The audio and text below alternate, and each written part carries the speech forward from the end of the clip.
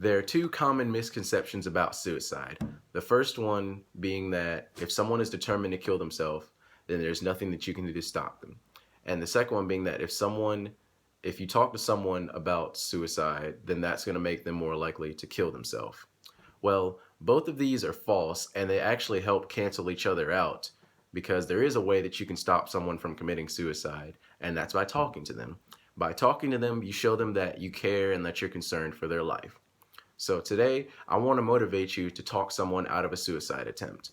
I want to tell you why you should do it, how you can do it, and the impact that it'll not only have on their life, but it'll have on your life as well.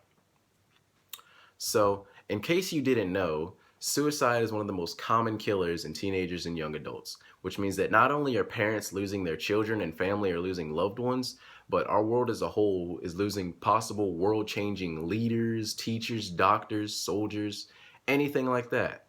So, if we don't stop these young people from killing themselves, then our world in the future is going to be crippled. Now, I don't want you to think that, oh, well, if someone is having suicidal thoughts, then all I have to do is talk to them once and boom, problem solved. Because I can tell you firsthand that this isn't the easiest thing in the world to do. It may take more than one talk, but when you do finally break through and reach them and they start receiving help, then it'll make you feel like a hero because you have made a difference in their life.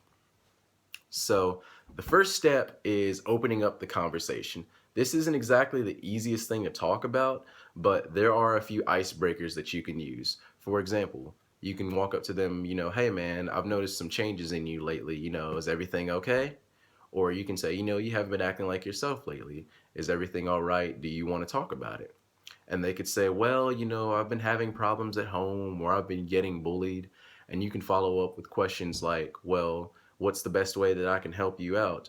Or, have you thought about getting help? Now, at this point, they should have given you some kind of insight on what their problem is, and that's already winning part of the battle right there. But you're not home free just yet. There are a couple of things that you need to remember when talking to them. Remember that it is okay to just be yourself and let them know that you care. You don't have to worry about saying the right thing because the tone of your voice and the way you talk will show them just how much you care. But also remember to be a good listener too. Let them relieve any feelings of anger and despair. And if the conversation feels like it's taking a negative tone or they're starting to get really emotional, don't worry about that because that's a good thing. That just means that those feelings that they were holding inside are finally starting to surfacing out and they're getting rid of them.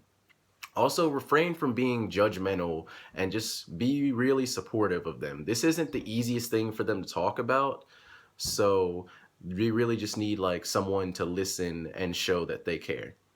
And finally, don't be afraid to ask someone if they're thinking about committing suicide. You're not putting them at risk of killing themselves. You're just showing them that you care and that you're concerned for their life.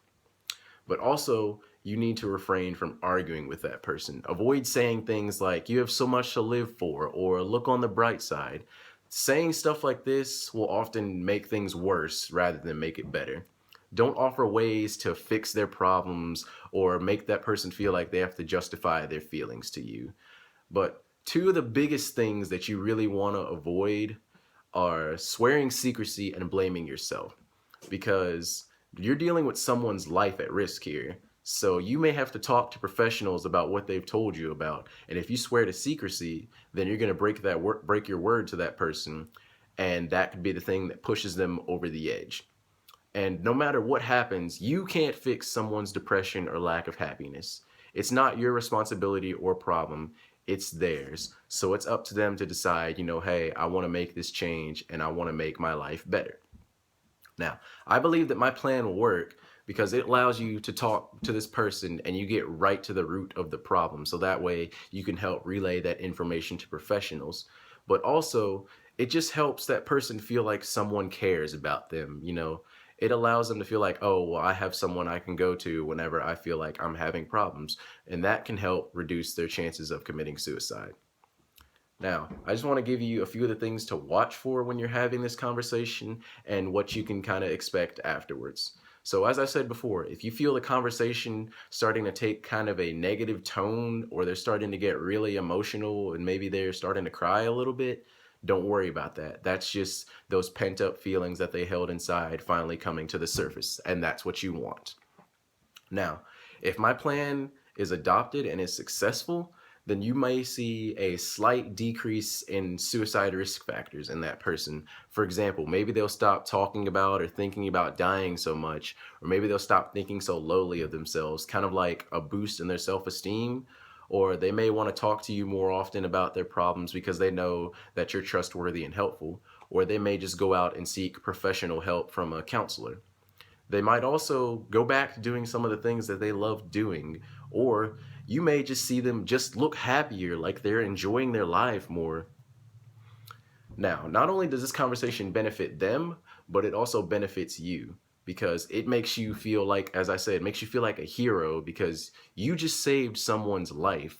You just made a difference in that person's life, and it gives you that warm, fuzzy feeling that you get when you help someone out. Now, with that being said, there is one drawback to this plan, and that is that that suicidal person may not open up to you right away, or they may, say, no, I don't really want to talk about it. And you can try again and again, and after you do it so many times, you just get frustrated and you feel like, I'm going in circles, I'm not reaching out to them, and that can just make you feel stressed out. But if you persevere and go through it, eventually you will make a breakthrough and you will change that person's life. So, in case I haven't made it clear to you now, all you have to do to help this person is speak up. If you know someone is struggling with suicidal thoughts or feelings, reach out to them, be a friend, give them a shoulder to cry on, let them know that they're not alone, give them someone to call if they feel like they're being alone. Even if you don't see changes right away, you will make a difference in that person's life. So by now, I may or may not have struck some kind of emotional feeling inside of you, especially for people who have struggled with this kind of thing before, then you know firsthand what I'm talking about, but you also know just how critical this help can be. So just remember that suicide is taking the lives of young adults and teenagers everywhere, but you can be the difference between someone living until they're 80 or until they're 18, and all you have to do is talk to them. So at this point, if you're still feeling skeptical of my plan, then I want you to put yourself in the shoes of someone who has a friend or loved one who is thinking about killing themselves. I want you to imagine the stressful feeling that they get waking up every morning wondering if their friend is going to make it the next hour, the next few hours, the next day, the next week. And just imagine the toll that that can take on your body emotionally. But I also want you to imagine how that person would feel once that friend finally gets help and they can see them getting better and they're looking happier. And just the sweet serenity knowing that your friend is alive for a little while longer because someone decided to step up and make a difference. It feels good, doesn't it? So why not share that feeling with everyone that you can, even if not for your sake, but for the sake of someone else? You only live once, so why not enjoy it? Thank you.